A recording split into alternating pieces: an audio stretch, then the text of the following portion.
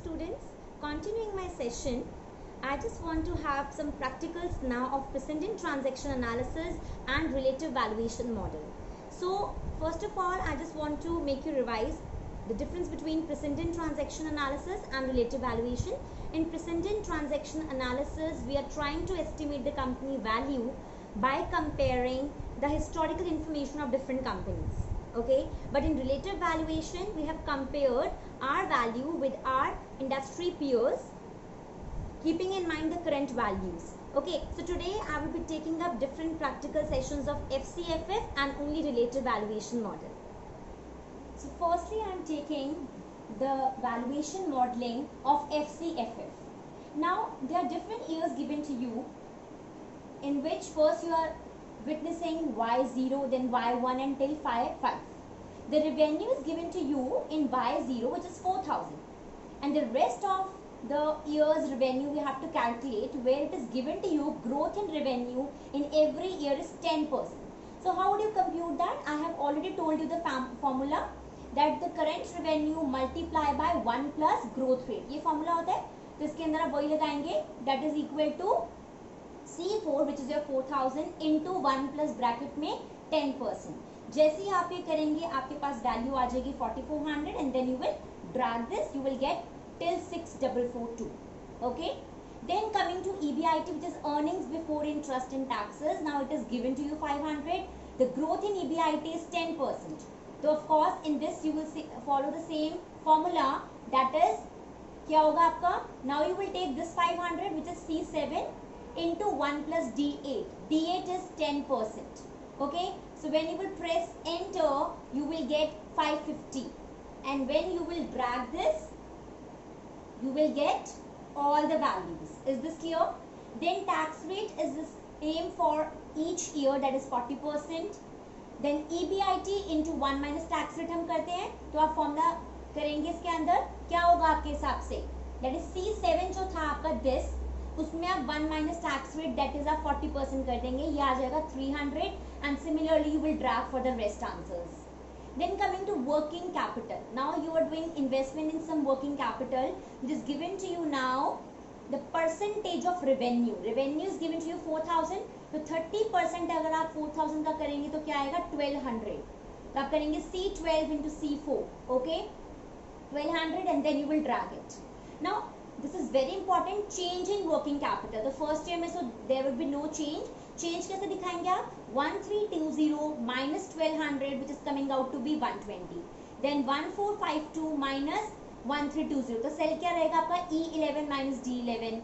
Then your same F11 minus E11. तो ऐसे ही आप सब change in working capitals निकालेंगे. Then capex. Capex क्या होता है?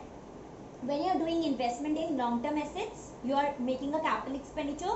So it is given to you 300 and the growth rate is 10%. So you will apply the same formula. This into 1 plus growth rate जो आपका 10% दे रखा है 330 आएगा, and similarly you will drag the rest. Okay.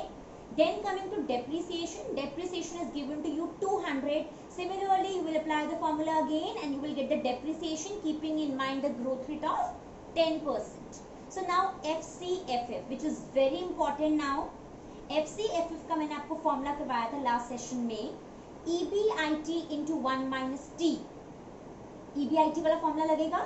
So I have marked this with yellow color. Minus change in working capital, minus capex, which is the long term investment in fixed assets, and depreciation is a non-cash charge, so you will add it. तो total आपका आ जाएगा 200. Okay, and then you will drag it. तो FCFF मैंने आपको बताया था क्या represent करता है, free cash flows to the firm. ठीक है, तो जो भी आप इन्वेस्टमेंट्स लॉन्ग टर्म एसेट्स में कर चुकी हो, जो भी वर्किंग कैपिटल एसेट्स में, और जो भी आप नॉन कैश चार्जेस आप देखते हो, तो ये सारा करके आपके पास जो पैसा बचता है that represent your free cash flows to the firm. Now PVF का आपको मैंने लास्ट सेशन में प्रैक्टिकल में बताया था. What is the formula, 1 upon 1 plus r raised to power n. So is equal to 1 upon 1 plus r. R मुझे दे रखा है, sorry I have to show you first, 1 minute. ये दे रखा है आपको नीचे, दैट इज C40 पे. ठीक है, R हम लेंगे बेसिकली दिस वैक. तो इसके लिए मुझे पहले वैक कैलकुलेट करना पड़ेगा. Okay, how do calculate VAT, there are two stages given to you, explicit and stable. Okay, so first is given to you RF. RF is the risk-free rate. Okay, RM is your market rate minus risk-free rate. It is also given to you, and beta is given to you 1.333 for explicit, and for stable it is given 1. Now you have to calculate KE. KE का formula वैसे क्या होता है, ये normally आपने भी पढ़ा नहीं हुआ, जो आपका जहाँ पर बीटा आता है, this is normally used in capital asset pricing model when you will do some investment. Okay, first you see the formula. The formula is C30, which is your 13%. Okay, plus RM minus RF जो आपको दे रखे C31 पे, multiply by beta. Okay, तो formula होता है आपका basically RF into plus, then bracket में होता है RM minus RF which is already given to you into beta. So beta is a measure of systematic risk. Now what do you mean by that? Please listen to me carefully. Systematic risk वो risk define करती है जो आपकी sensitivity show करती है as compared to market risk. Okay, so normally if your beta has a value greater than 1, it means you have a higher risk, but side by side you are always expecting higher return. तो of course it means कि अगर आपके market में return हो रही है suppose 10%, तो आपका बीटा अगर 2 है, तो इट मीन्स आपका स्टॉक जो है वो 20 टाइम्स जो है 20 उसके डबल जो है वो रिटर्न जनरेट करेगा.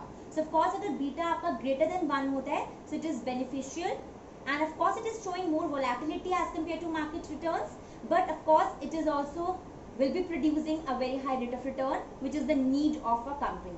ओके, सो ये आपका आ जाएगा कैलकुलेट करके KE which is coming out to be 20.998. ये ड्रैग करेंगे, स्टेबल का भी आ जाएगा 19%. Now WE होता है आपका वेट ऑफ इक्विटी, ये आपको गिवन है. Now KD, this is also given to you. KD क्या रिप्रेजेंट करता है, कॉस्ट ऑफ डेट. तो कॉस्ट ऑफ डेट मुझे ना आफ्टर टैक्स निकालनी होती है, net of tax saving. Okay, तो टैक्स आपको गिवन था 40%, तो कैसे निकालोगे आप, 15% इंटू 1 माइनस टैक्स, तो डेट इज 1 माइनस 0.4. आप देख सकते हैं C36 इंटू ब्रैकेट में 1 माइनस टैक्स रेट किया मैंने, and then you will press enter and you will get 9%. So KD would remain the same for both the stages, whether it is explicit and whether I am talking about stable. Now WD, this is the weight of debt which is given to you. तो WACC का formula क्या होता है, मैंने आपको बताया था, when you will multiply the weight of equity by KE plus the weight of debt by KD, this gives you the WACC. क्योंकि WACC क्या रिप्रेजेंट करता है आपको, total discount rate, total equity और डेट को मिला के जो आपका डिस्काउंट रेट होता है उसको हम कहते हैं weighted average cost of capital. उनके वेट्स को असाइन करके एंड देन यू कैलकुलेट. तो ये 15% आ गया. Now coming back to the question above, हम ये कर रहे थे पीवीएफ. सो पीवीएफ जब आप K% पे निकालोगे तो आप इसमें देख लोगे 1/1 प्लस आर जो आप लोगे बैक. R is basically K, your rate of interest, your discount rate. तो आप ये ले लेंगे C40 which is 15%. Rest to par क्या होता है आपका, N. तो अभी मैं कौन से पीरियड की बात कर रही हूँ, अभी मैं बात कर रही हूँ D2. What is D2 now, see this, D2 is your this one, year 1. तो ये वाला आप ले लेंगे, ठीक है. ऐसे आप सबका करेंगे ड्रैग करके. ओके, ये वाला लेंगे 1 ईयर, और उसके बाद आपके पास पीवीएफ फैक्टर आ जाएगा ये 0.8696. When you will drag it, you will get all the PVF factors at the rate 15%. Okay. Now present value of cash flows निकालते हैं, क्योंकि मैंने आपको बताया था FCFF में आपका फॉर्मूला क्या होता है to calculate the value of the firm. तो value of the firm निकालनी है मुझे. ओके, तो इसके अंदर आप क्या लेंगे, first of all you have to calculate present value of cash flows. ये तो सबको करना आता है. जो आपका ये दे रखा है D19, this is FCFF multiply by 0.8696. ये करेंगे और ड्रैग करेंगे, आपके पास सारी वैल्यूज आ जाएंगी. ओके, नाउ मैंने आपको बताया था आपको टर्मिनल वैल्यू भी निकालनी होती है. ओके, तो टर्मिनल ग्रोथ जो है ये ऑलरेडी आपको गिवन है. टर्मिनल वैल्यू का फॉर्मूला मैंने आपको बताया हुआ, क्या होता है टर्मिनल वैल्यू का फॉर्मूला, टेल मी. इसके अंदर आप लेंगे H19 this into 1 plus growth rate, that is 6%. क्योंकि मैंने आपको बताया था जितना कैश फ्लो आपका चल रहा होता है उसमें आप ग्रोथ ऐड करते हो. Divided by C40 minus C23। C40 मेरा क्या है बेसिकली, वो 15% बैक, तो मैंने बताया था ना फॉर्मूला KE माइनस G होता है नीचे, तो इसमें आप करेंगे KE is your 15% minus terminal growth is 6%। When you will apply this formula, you will get 1724.6 as terminal value. Present value of terminal value क्या होगा? It's very simple. You will multiply what? The present value factor of this, which is colored in light gray color, 0.4972, multiply by this terminal value. So ये present value आ गई आपकी, और value of the firm क्या होगी अब मेरी? Value of firm होगी मेरी सारी present value of cash flows plus terminal value को ऐड करके ये आपके पास आ जाएगी present value of the firm. Is this clear?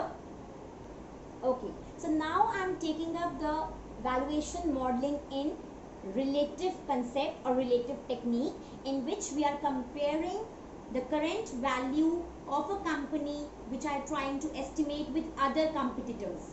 So suppose XYZ, ITC and ABB, these are the competitors जिनकी sales, profit after tax, book value and market value आपको given है, and this is the current firm, firm A.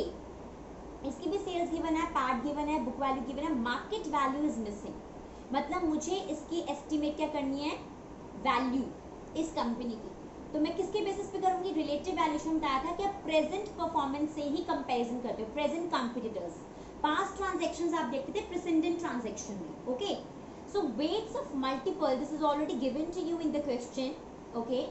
So first of all, I have discussed with you in the last session the various multiple concept, and I have told you multiple क्या होता है? Multiple is a metric which basically defines the financial performance, that is numerator divided by denominator. तो sales का मैंने आपको बताया था क्या होता है? Enterprise value, EV represents your enterprise value divided by sales. I have also told you the concept of enterprise value, which also measures the total company's value. So, तो basically जो market value होती है वही आपकी enterprise value को denote करती है। तो EV upon sales, then earnings क्या होता है? EV upon PAT, and book value क्या होता है? EV upon book value। तो XYZ का आप कैसे निकालोगे? That is equal to C6. What is your C6? C6 is your this market value represent करता है, एंटरप्राइज वैल्यू बताया था, divided by sales which is given to you C3। तो C3 क्या आपका? दिस। तो मैंने क्या किया? Market value divided by sales के XYZ की 1.5 आ गया। ऑटोमेटिकली आप ITC का करेंगे, दैट इज D6। तो D6 दे रखा आपको ये 300 डिवाइडेड बाय 240, देन इसका निकाल लेंगे 480 डिवाइडेड बाय 300, ओके। ये मैंने निकाल लिया EV upon sales multiple of XYZ, ITC and ABB। ऐसे आप अर्निंग्स मल्टीपल निकालेंगे। अर्निंग्स मल्टीपल के लिए एंटरप्राइज वैल्यू तो सेम है आपकी 240 divided by PAT. Now divide करेंगे आप 24 से, ओके। ऑटोमेटिकली इसका निकल जाएगा। एंड बुक वैल्यू के लिए enterprise value we know for XYZ, that is 240, now divided by book value which is 80 coming out to be 3। Is this clear? तो ये आप फॉर्मूला अप्लाई करेंगे, तीनों की मेरे पास मल्टीपल्स आ गए। Now coming to mean, mean कैसे निकालोगे? इनका एवरेज होता है, क्योंकि मुझे क्या करना है, जो मेरे को एस्टिमेट करना है मार्केट वैल्यू, वो मुझे इन तीनों के मल्टीपल्स के हिसाब से करना है, because these are listed companies and firm a अभी अनलिस्टेड है। मुझे उसका देखना है कि क्या एंटरप्राइज वैल्यू निकलेगी, ओके। सो नाउ मैंने मीन निकाल लिया, इज इक्वल टू एवरेज करके इन तीनों का एवरेज ले लिया। इन तीनों का ये आ जाएगा मीन, इसका भी आ जाएगा average D10 to F10, and then इसका भी आ जाएगा, that is 3, 1.67 and 2.40, that is mean आ गया। मीडियन के लिए you will apply the formula equal to median, again this D9 to F9, then इसका दोनों का सेम कर लेंगे। नाउ डिनोमिनेशन, डिनोमिनेशन हमने क्या लिया? इक्वल टू F3, मतलब फर्म ए की सेल्स वैल्यू, क्योंकि मेरे को इसी की वैल्यू कंप्यूट करनी है मार्केट वैल्यू, तो मैं डिनोमिनेशन इसकी क्या होगी? 200, 30, 120। ये सेल्स के बेसिस पे है, जो आपका F3 गिवन है, which is given to you as 200, 30 आपकी अर्निंग्स के बेसिस पे है, एंड 120 आपकी बुक वैल्यू के बेसिस पे है। वेटेज ऑलरेडी आपको गिवन था, तो वेटेड मल्टीपल आपका क्या होगा? Tell me, that is mean into weight. I am doing this using only mean, so 1.45 into weights, that is 0.25, G9 into J9. Is this clear? ऐसे आप दोनों का निकालेंगे और इसका सम कर लेंगे क्योंकि मुझे टोटल चाहिए कितना वेटेड मल्टीपल इसका आ रहा है. Okay, now coming to without weights. तो विदाउट वेट्स मैंने दोनों तरीके से दिखाया हुआ है, using mean and using median. तो I have to calculate the enterprise value. अब सेल्स मल्टीपल इस केस में क्या होगा, you tell me. G9 is your this, क्योंकि मुझे इसका लेना था. Okay, multiply by F3. F3 क्या है, इसकी मीन वैल्यू. तो मीन को तो लेना ही है, लेकिन मैं विदाउट वेट्स कर रही हूँ, तो I will take this value और you can take denomination whichever you it suits because the value is same. ये ले लिया. अर्निंग्स मल्टीपल के लिए क्या करेंगे आप, अर्निंग्स मल्टीपल के लिए आपको करना है, now you will take earnings के लिए पैट ले रहे थे आप, तो 30 इंटू 9.31.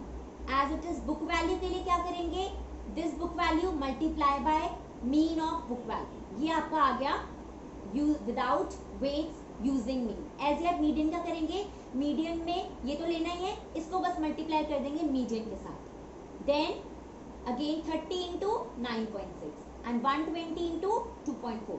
तो ये दोनों तरीकों से without weights and with weights आपने क्या निकाल लिया, enterprise value. Okay, so that's all for today.